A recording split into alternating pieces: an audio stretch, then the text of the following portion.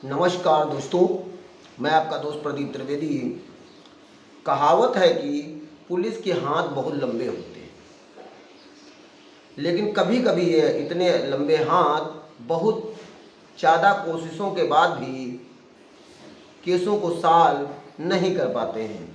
Police के record में आज भी कई ऐसे केस पड़े हुए हैं जो कि अनसुलझे हैं, जिनका आज तक कोई भी निदान नहीं निकल पाया है। आज की हमारी कहानी 18 साल पुरानी है।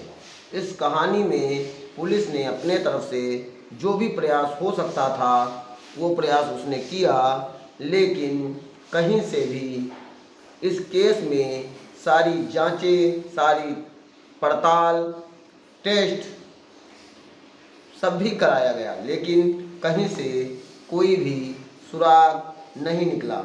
आज की हमारी कहानी है 19 जुलाई 2007 स्नेहल गंवारे हत्याकांड। स्नेहल गंवारे हत्याकांड 19 जुलाई 2007 को मुंबई का डोंबिवली इलाके का निनाद कॉलोनी, मुंबई की डोंबिवली कॉलोनी है, वहाँ की Ninad cooperative bank housing society की निनाद में रहने वाली स्नेहल गंवारे, उसके पिता का नाम हिंदूराव गंवारे था। हिंदूराव गंवारे कोऑपरेटिव बैंक में नौकरी किया करते थे और उसकी माँ कल्पना गंवारे एक स्कूल टीचर थी और उसकी बहन शीतल विदेश में पढ़ाई करती थी। वो स्नेहल, जिसकी उम्र 21 साल थी, वो सरदार वल्लभ भाई पटेल इंजीनियरिंग इंस्टीट्यूट में इंजीनियरिंग की छात्रा थी। सभी लोग शाम को सुबह निकल जाते थे क्योंकि माँ स्कूल चली जाती थी, पिता बैंक चले जाते थे, लड़की पढ़ने चली जाती थी। 19 जुलाई का दिन उन लोगों के लिए बहुत ही दर्दनाक दिन था। अंधेरी में रहने पढ़ने वाली छात्रा जब उसकी माँ शाम को घर आती है तो देखती क्या है कि उसके चप्पल जो हैं घर के बाहर रखे हुए हैं, घर के बाहर का गेट बाहर से बंद है। और जब वो पहले आवाज़ देती हैं लेकिन देखती हैं कि बाहर से ही बंद है, तो सिटकनी को खोलकर अंदर जाती हैं तो बहुत बड़ा हॉल टाइप का था। वहाँ पर एक मेज पर एक गिलास पानी रखा हुआ था।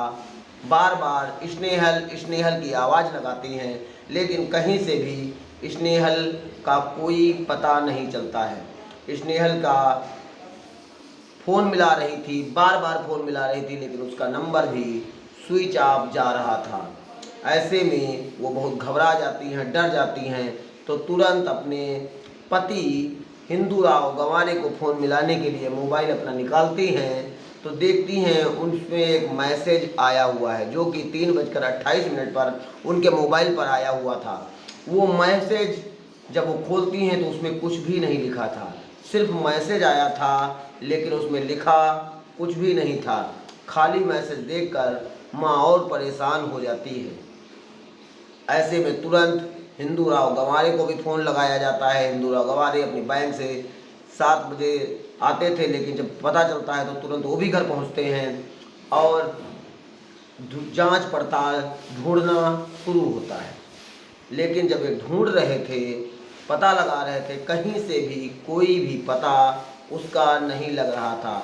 ऐसे में जब ये थक हार कर अपने घर में बैठे थे तो एक इनके स्कूल में साथ में पढ़ाने वाली कल्पना गंवारे की टीचर, तो ये बहुत ज़्यादा परेशान हो जाते हैं। सभी लोग, टीचर भी आ जाते हैं, इनके बैंक के मित्र भी आ जाते हैं, लेकिन कोई भी क्लू, कोई भी साक्ष्य पता नहीं चल पा रहा था।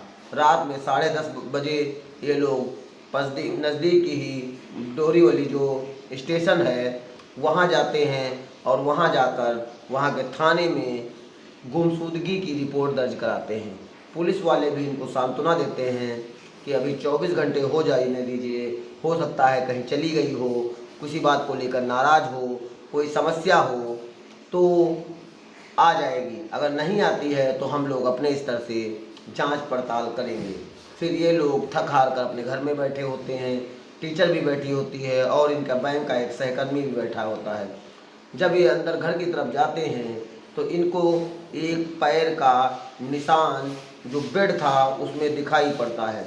जब उस दीवान टाइप के बेड को खोला जाता है तो उसमें स्नेहल गंवारे की लाश दिखाई पड़ती है। प्रथम दृष्टया ही पता चल जाता है कि स्नेहल मर चुकी है।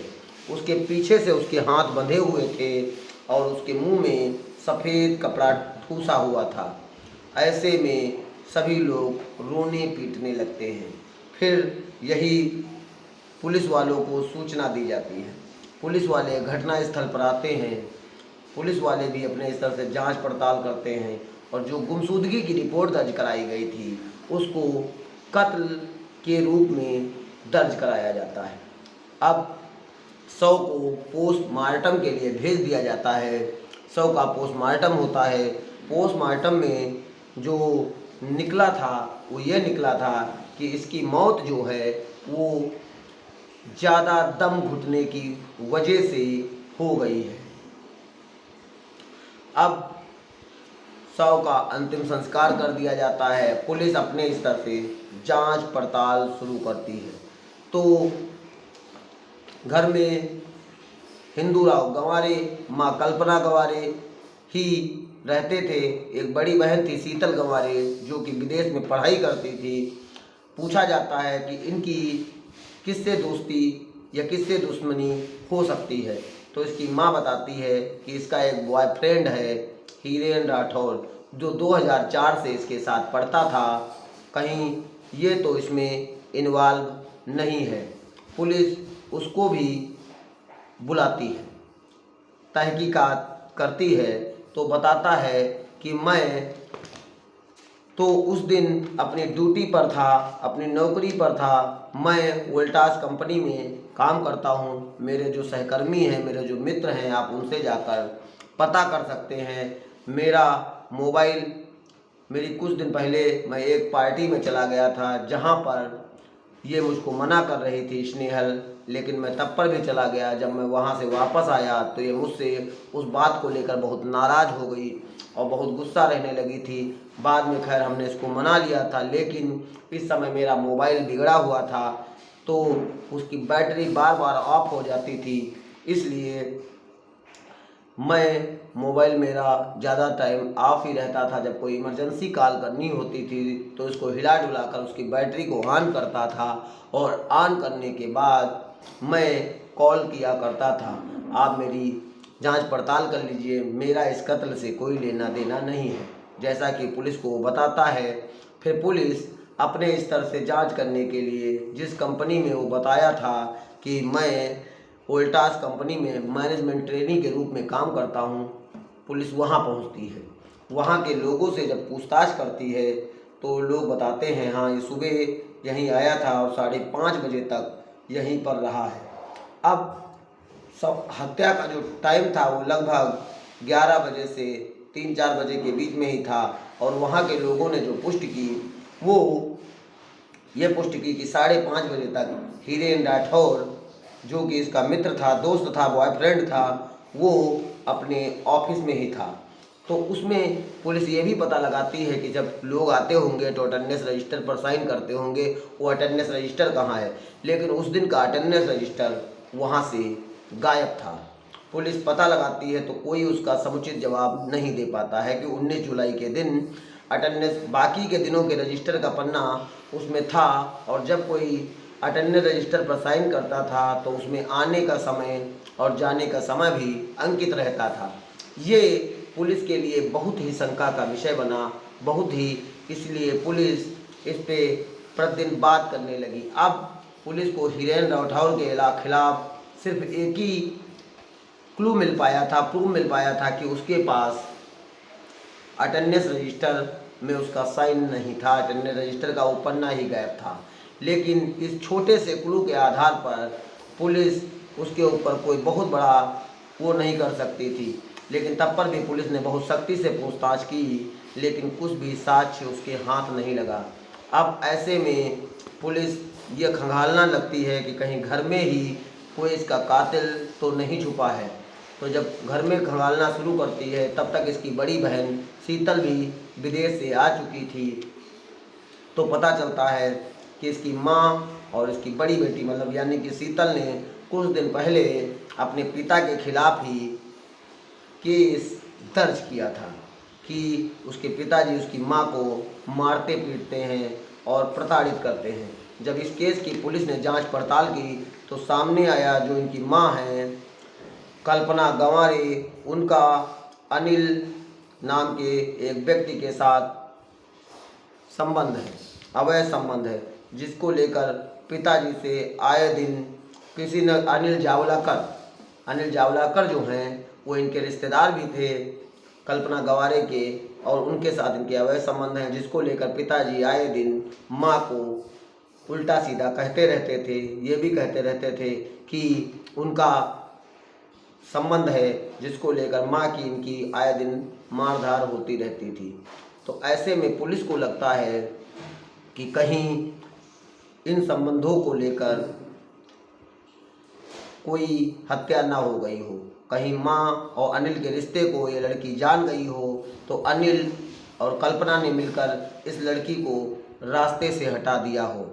दूसरा, पुलिस की शंका हीरेन राठौर के ऊपर भी थी कि हीरेन राठौर का इसका अब संबंध अच्छे न चल पा रहे हों, संबंधों में खटास आ गई हो, आपस में रिश्तों में मधुरता समाप्त हो गई हो, ऐसे में हीरेन राठौर ने उसको हटा दिया हो। दूसरा ये भी था कि हीरेन राठौर का जो संबंध था इसकी माँ को पता था, लेकिन इसके पिता हिंदूराव गंवारे को नहीं पता था। तो पुलिस ये भी शंका करती है कि पिता ने भी किसी गुस्सा की वजह से इसको रास्ते से हटा दिया हो, क्योंकि दोनों बेटी शीतल और स्नेहल अपनी माँ का ही पक्ष लेती थी। और जब इसके पिता अनिल के रिश्ते को लेकर तहकीकात करते थे, अनिल के रिश्ते से लेकर बात करते थे, अनिल जावलकर के रिश्ते को लेकर, तो ये दोनों अपनी माँ का सपोर्ट करती थी, पिता का विरोध करती थी। इसीलिए इन लोगों ने थाने में एफआईआर भी पंजीकृत कराई थी। तो पुलिस को ये भी लगने लगता है कि कहीं ना कहीं इसके पिता भी इसकी हत्या करा सकते हैं। लेकिन सबकी तहकीकात की जाती है, सबकी पुलिस अपने स्तर से जांच पड़ताल करती है, लेकिन किसी के पास का कोई भी क्लू, कोई भी कारण स्पष्ट नहीं हो पाता है। ऐसे में पुलिस इस केस को बंद करने को सोचने लगती है, लेकिन पुलिस अभी तहकीकात करना जारी रखती है। मन कभी कभी उसका आता है कि बंद कर दिया जाए, लेकिन फिर केस को जारी रखती है, क्योंकि अब इसके जो इस केस के चारों तरफ घूम रहा था वो थे 4 लोग। एक तो हिंदूराव गावड़े, दूसरा उसकी पत्नी कल्पना गावड़े, तीसरा अनिल जावलकर और चौथा हीरेंद्र राठौर। अब पुलिस को कुछ सूझ नहीं रहा था। ऐसे में सभी का साइकोलॉजिकल टेस्ट कराया जाता है। ये साइकोलॉजिकल प्रोफाइलिंग पॉलीग्राफ टेस्ट होता है, जिसमें मनुष्य की मानसिक गतिविधियों का आकलन किया जाता है। जब उस टेस्ट को कराया जाता है तो मनुष्य अगर झूठ बोलता है तो उसके जो हार्ट बीट होती है, उसके ब्लड की सर्कुलेशन होती है, उससे कुछ चीज़ें क्लियर हो जाती हैं। जब साइकोलॉजिकल प्रोफाइलिंग पॉलीग्राफ टेस्ट कराया गया तो उसमें उसकी माँ कल्पना गावड़े, अनिल जावलकर, ये दोनों लोग तो बाइज्जत बरी हो गए।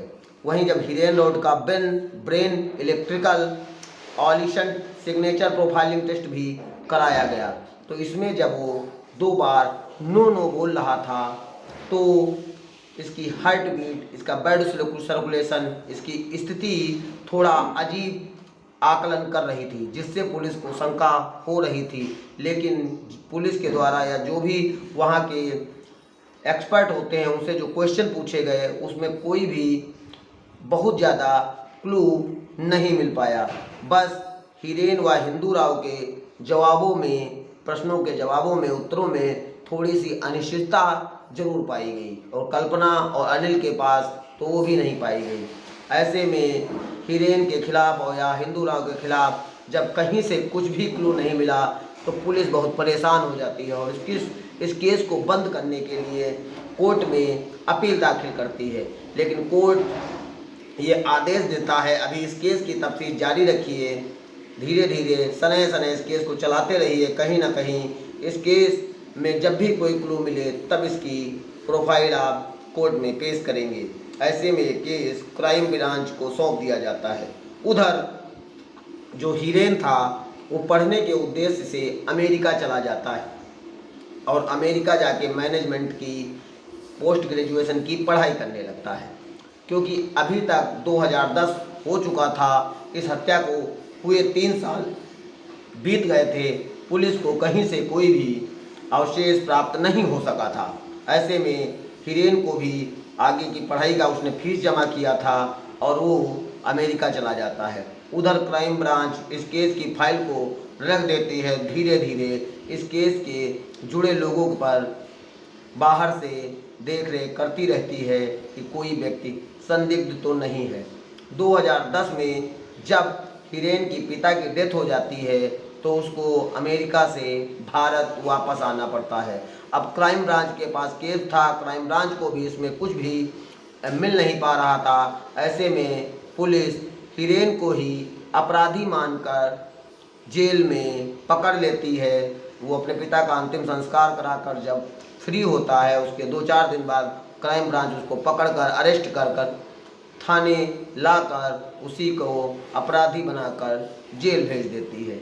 लेकिन जेल भेजने में उसने जो तथ्य जो केस में एफआईआर में दिखाया था वो ठोस नहीं था, क्योंकि सिर्फ वो रजिस्टर का न मिल पाना ही मुख्य दिखाया गया था।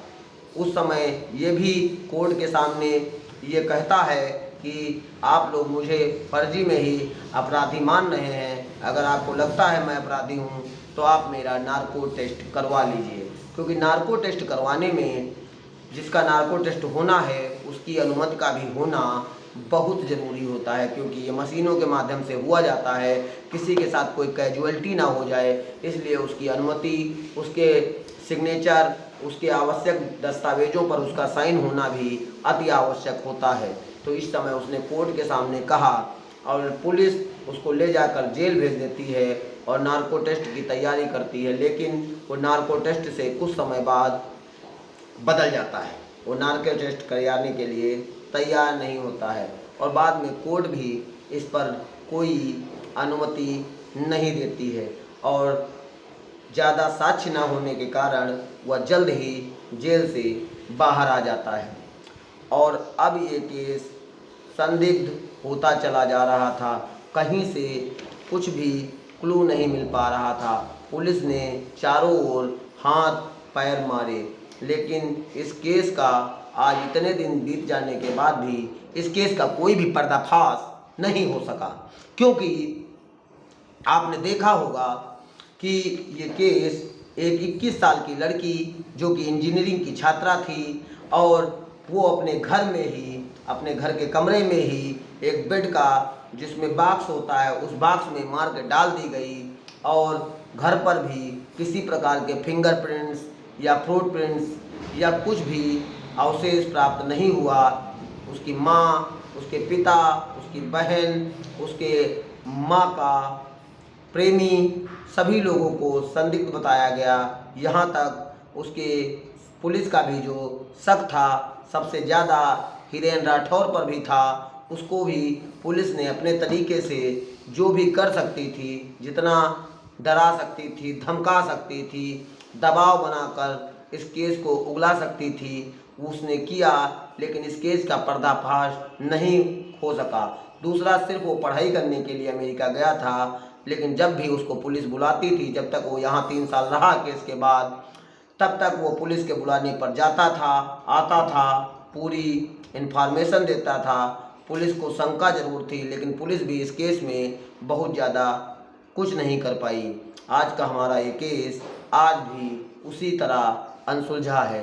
अगर इस केस में कोई कभी ठोस सबूत मिलेगा तो मैं पूरी आशा के साथ आपको बताने का प्रयास करूंगा। लेकिन आज मैंने जिस केस की कहानी आपके समक्ष रखी है ये बहुत ही अनसुलझी कहानी है। आज की डेट में भी बहुत से अपराधी ऐसे भी हैं जिन केसों का पर्दाफाश करना पुलिस हो, क्राइम ब्रांच हो, बड़े बड़े इन्वेस्टिगेशन टीम को भी छक्के छुड़ा देती है।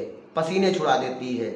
जैसा कि ये स्नेहल गंवारे केस में हुआ। मुंबई का हाई प्रोफाइल ये केस था और कहीं ना कहीं हाई सोसाइटी के लोगों से जुड़ा हुआ था और ऐसे में इसने पूरे मुंबई को और ख़ासकर इस केस को जिसने भी सुना आज तक भी उसके दिमाग में है।